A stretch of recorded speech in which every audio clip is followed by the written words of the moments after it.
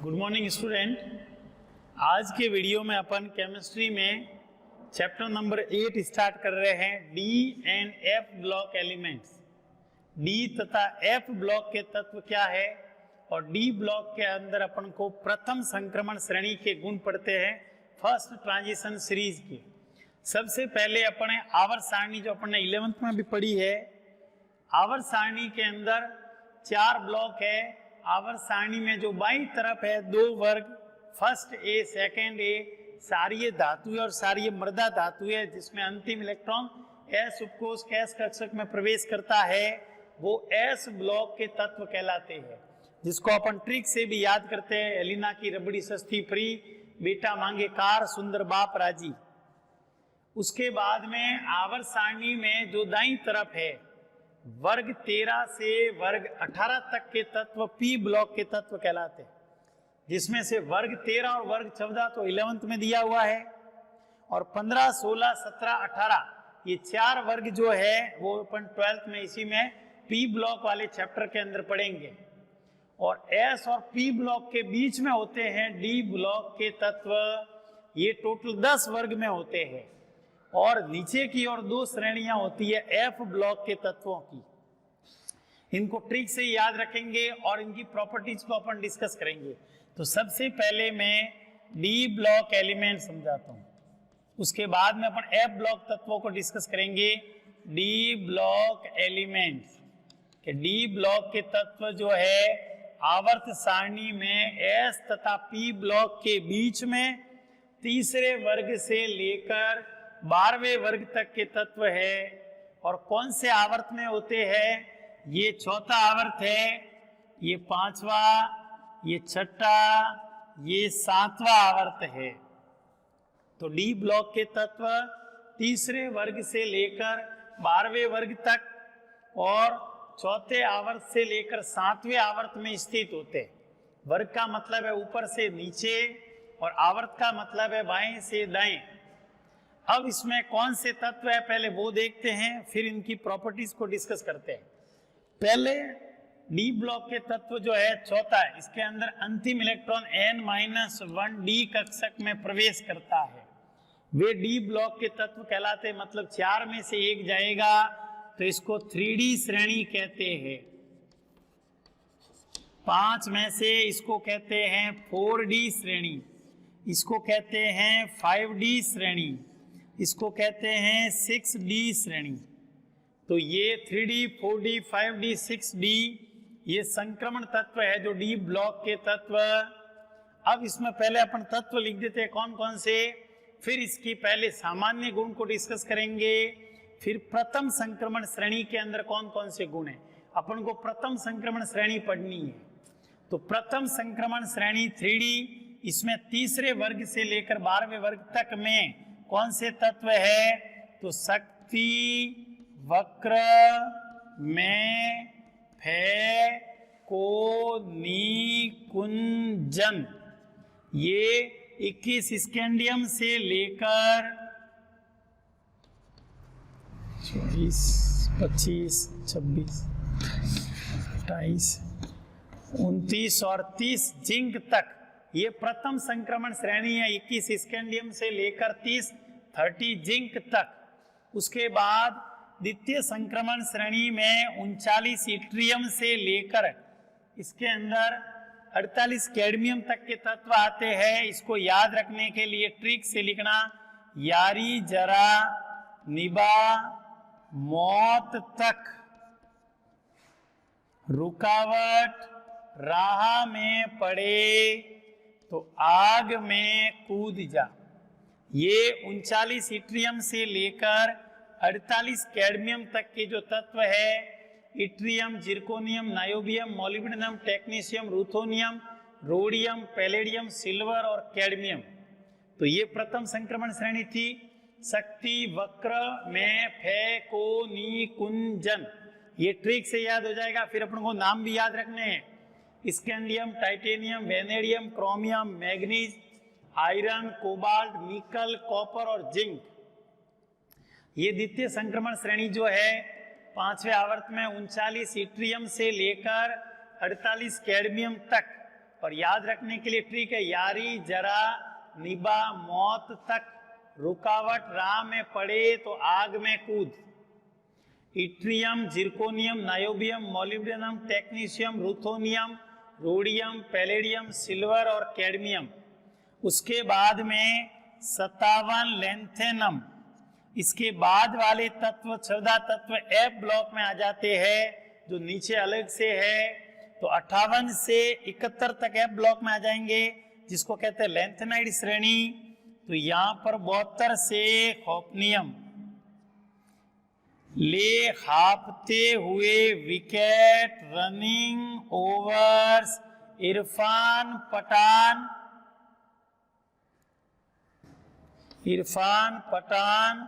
और हरभजन।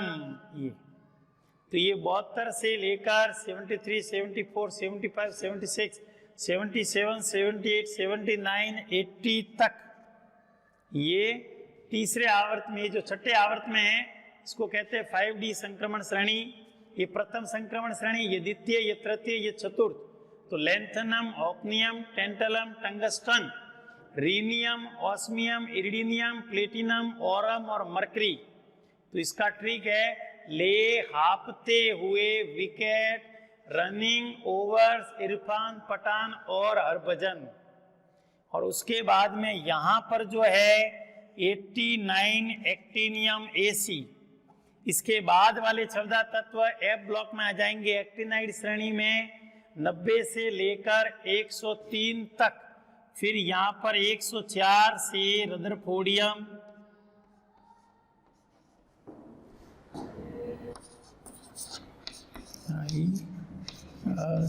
मत। ये इनकम्प्लीट है, ये अपूर्ण श्रेणी है। इसको याद रखने के लिए ट्रिक, ऐसी रूप से दबकर सगे भाई हंस मत 10 रोग लगेंगे। इसमें एक्टिनियम, रदरफोर्डियम, डबनियम, सीबोर्जियम, बोरियम, एसियम, मेटनेरियम, डर्मेस्टीडियम, रोंटेंजीनियम। ये डी ब्लॉक के तत्व की 4 श्रेणियां है, 3D, 4D, 5D, 6D, जिसमें 3 श्रेणियां तो कंप्लीट है, चौथी श्रेणी जो है वो अपूर्ण है। अब इसके अंदर सामान्य गुण समझना कि आवर्त सारणी में जो डी ब्लॉक के तत्व है वो एस और पी ब्लॉक के बीच में है, जिसमें अंतिम इलेक्ट्रॉन n-1 डी उपकोष के डी कक्षक में प्रवेश करते हैं, उन्हें कहते हैं डी ब्लॉक के तत्व। अब उसके बाद में इनको संक्रमण तत्व क्यों कहते हैं, वेरी इंपॉर्टेंट है, कई बार पूछते हैं कि डी ब्लॉक के तत्वों को संक्रमण तत्व कहते हैं या ट्रांजिशन एलिमेंट्स कहते हैं। इसका कारण क्या है, क्योंकि डी ब्लॉक के तत्वों में डी कक्षक में अपूर्ण इलेक्ट्रॉनिक युक्त विन्यास होता है, कि इसमें डी कक्षक जो है वो अपूर्ण होने के कारण इन्हें संक्रमण तत्व कहा जाता है, ट्रांजिशन एलिमेंट्स। इनका सामान्य इलेक्ट्रॉनिक विन्यास याद रखना, कई बार परीक्षा पूछते हैं n-1 डी 1 से 10 ns 1 से 2, जहां n बराबर आवर्त संख्या है, जहां n बराबर है आवर्त संख्या। जैसे चौथा आवर्त है तो 4 में से 1 जाएगा तो 4D5s, इसमें ये 4D 4 में से 1 जाएगा 3D 4s में इलेक्ट्रॉन भरेंगे, इसमें 3D4s 3D4s 3D4s। उसके बाद में 5वां आवर्त है तो 5 में से 1 जाएगा तो 4D5s, तो इसमें 4D5s में इलेक्ट्रॉन भरेंगे। जैसे छठा आवर्त है, 6 में से 1 गया तो 5D6s, तो 5D6s में इलेक्ट्रॉन भरेंगे। 7वां आवर्त है तो 7 में से 1 गया 6D7s में इलेक्ट्रॉन को भरेंगे। तो ये डी ब्लॉक के तत्व जिनको अपूर्ण डी कक्षक युक्त विन्यास होने के कारण संक्रमण तत्व या ट्रांजिशन एलिमेंट्स कहते हैं। और डी ब्लॉक के तत्वों का सामान्य इलेक्ट्रॉनिक विन्यास होता है n-1 डी 1 से 10 ns 1 से 2, जहाँ n बराबर आवर्त संख्या है। उसके बाद में ये वेरी इंपॉर्टेंट प्रॉपर्टी है जो कई बार परीक्षा में पूछते हैं कि वर्ग 12 के तत्व जो हैं जिंक, कैडमियम और मरकरी इनको संक्रमण तत्व नहीं माना जाता है, क्योंकि इनकी परमाणु अवस्था और इनकी ज्ञात ऑक्सीकरण अवस्था दोनों में डी कक्षक पूर्ण रूप से भरा हुआ होता है। और डी कक्षक पूर्ण रूप से भरा हुआ होने के कारण जिंक, कैडमियम, मरकरी को संक्रमण तत्व नहीं मानते हैं। जैसे इसका होता है 3D10 4s2, इसका होता है 4D10 5s2, इसका होता है 5D10 6s2। अब इसमें परमाणु अवस्था के अंदर डी कक्षक पूरा भरा हुआ है और इनकी ज्ञात ऑक्सीकरण संख्या जैसे Zn2+, 2 इलेक्ट्रॉन बाहर निकल जाएंगे, Cd2+, Hg2+, तो ये 2 इलेक्ट्रॉन बाहर निकलेंगे, फिर भी डी कक्षक पूरा भरा हुआ होगा। तो इसकी परमाणु अवस्था और ज्ञात ऑक्सीकरण अवस्था दोनों में डी कक्षक पूर्ण रूप से भरा हुआ होने के कारण जिंक, कैडमियम तथा मरकरी को संक्रमण तत्व नहीं मानते हैं। अब यहां देखना, ये प्रश्न और पूछ लेते कई बार कि वर्ग 11 के तत्व जिनको सिक्का धातुएं कहते हैं, कॉपर, सिल्वर और ओरम, इसमें भी तो डी कक्षक पूरा भरा हुआ है।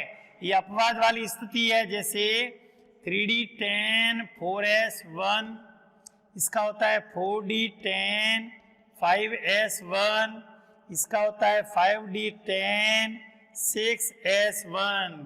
अब इसमें भी तो डी कक्षक पूरा भरा हुआ है, फिर इनको संक्रमण तत्व क्यों मानते हैं? तो इसका कारण है कि इसकी परमाणु अवस्था में डी कक्षक पूरा भरा हुआ है, लेकिन इनकी ज्ञात ऑक्सीकरण अवस्था जैसे Cu+ का और Cu2+ का इलेक्ट्रॉनिक विन्यास देके Cu+ में 1 इलेक्ट्रॉन बाहर निकलेगा तो 3D10 रहेगा, इसमें डी कक्षक पूरा भरा हुआ है।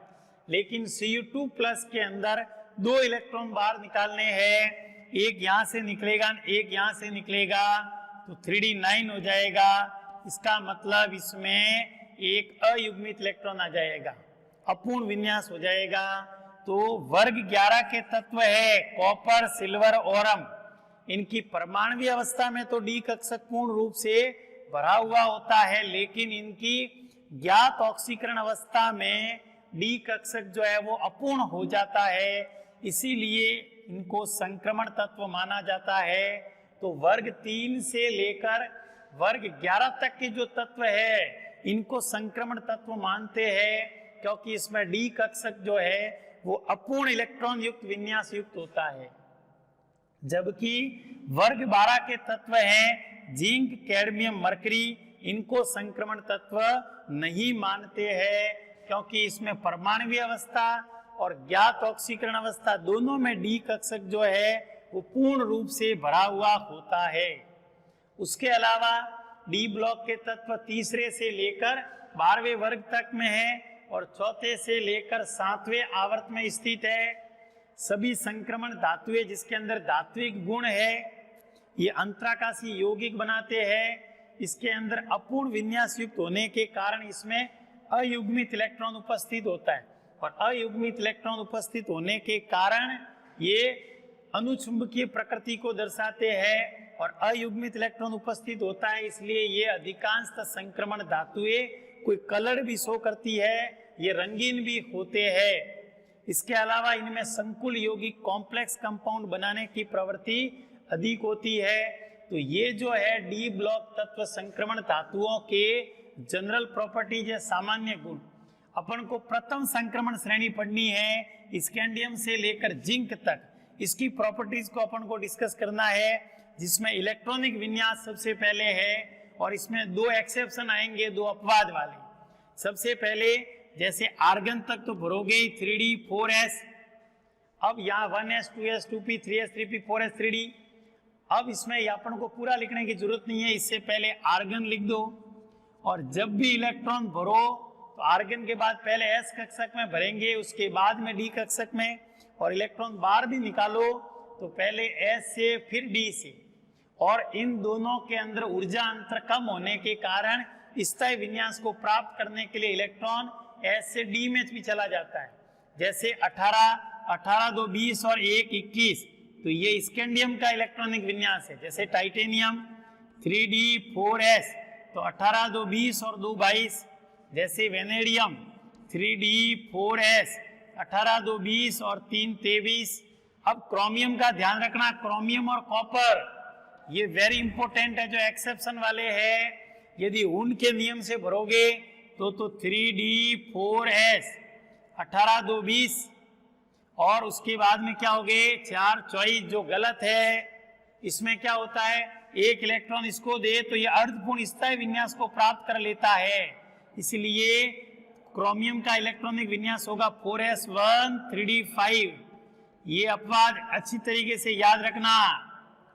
अर्धपूर्ण स्थायी विन्यास को प्राप्त करने के लिए 4s एक इलेक्ट्रॉन जो है वो 3d को दे देता है, जिससे 3d अर्धपूर्ण आधा भर जाता है और अर्धपूर्ण भरा हुआ है वो ज्यादा स्थायी होता है। जैसे मैग्नीज का क्या होगा 3d4s 18 2 20 और 5 25। आयरन है तो 3d4s 18 2 20 26। 27 कोबाल्ट है 3d4s 18 2 20 7 27। निकल जैसे हैं 28 3d4s 18 2 20 और 8 28।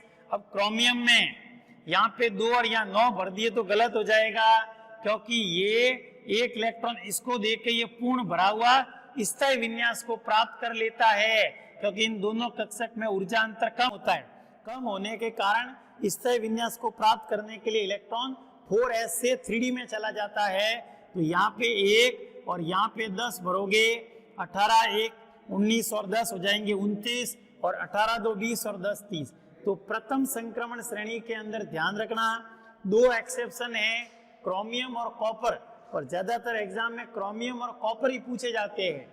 और यदि ये आयनिक फॉर्म में है, जैसे Mn2+ दे दिया, Fe2+ दे दिया, Fe3+ दे दिया, Cu+ दे, Cu2+ दे, तो पहले S कक्षक से इलेक्ट्रॉन बाहर निकालना, फिर D से निकालना, क्योंकि इसमें कई बार पूछ लेते हैं कि Fe2+ में अयुग्मित इलेक्ट्रॉन की संख्या बताओ, Fe3+ में बताओ, क्रोमियम 3+ में अयुग्मित इलेक्ट्रॉन की संख्या बताओ, या चुंबकीय आघूर्ण का मान बताओ। जो आगे चुंबकीय गुण में इसका मैग्नेटिक प्रॉपर्टीज डिस्कस करेंगे, उसमें चुंबकीय आघूर्ण भी बताएंगे। तो ये आज अपन ने डी और एफ ब्लॉक तत्व के अंदर जो D block chapter, D block को सामान्य गुण को डिस्कस किया है कि डी ब्लॉक तत्व की जनरल प्रॉपर्टीज क्या होती है। अगले वीडियो में मैं प्रथम संक्रमण श्रेणी के जो गुण हैं, जैसे परमाणु आयनिक त्रिज्या, आयनन ऊर्जा, धात्विक प्रकृति, ऑक्सीकरण अवस्था, उत्प्रेरकीय गुण, रंग, चुंबकीय प्रकृति, अंतराकाशी यौगिक, मिश्र धातुओं का निर्माण, ये जो प्रॉपर्टीज है जो अपन नेक्स्ट वीडियो में डिस्कस करेंगे। Thank you.